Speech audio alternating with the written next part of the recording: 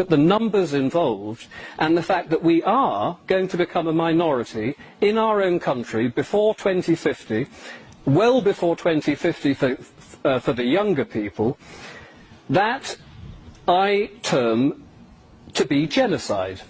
And I'm backed up again by the United Nations definition on genocide, which quite specifically says, in the present convention, genocide means any of the acts committed with intent to destroy, in whole or in part, a national, ethical, racial or religious group, and deliberately inflicting on that group conditions of life calculated to bring about its physical destruction, in whole or in part.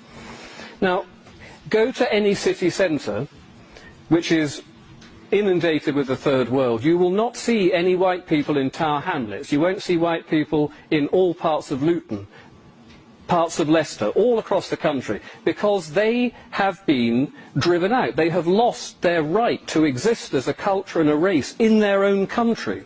This is what's happened in an incredibly short period of time, and it started from a small base. Now that small base of people, when they double, when their demographic doubles from 100,000 to 200,000, it doesn't really matter.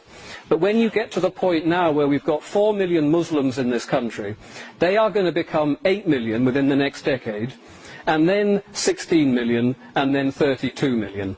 And we, meanwhile, are dwindling as a race.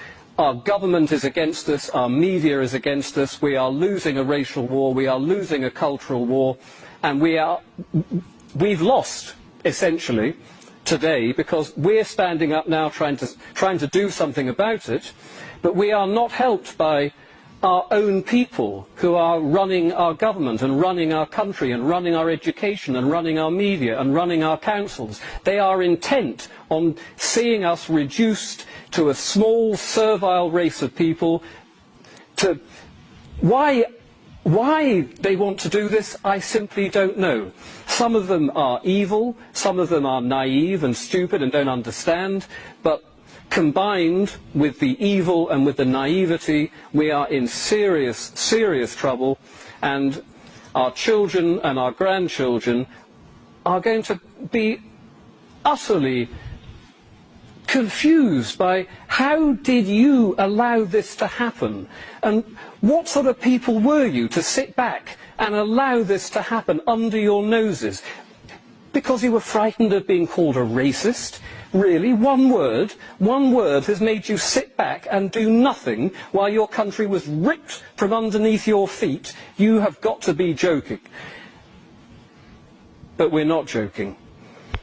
We are trying to do something about it, but our government, the European Union, the United Nations, they are intent on ripping our country and our culture out from under our feet, and it is so important that we are not allowing ourselves to be called a racist if we stand up and say, I want to protect my country, I want to protect my culture, I want to protect my race. You are the racist, because what you are doing is probably the most evil act of criminal racism carried out in the history of mankind. You have deliberately reduced an indigenous people to servitude. They are the racists. The left liberals are the racists. We are decent, proud patriots, and we should be very proud of ourselves, and we've got to keep fighting this until we win.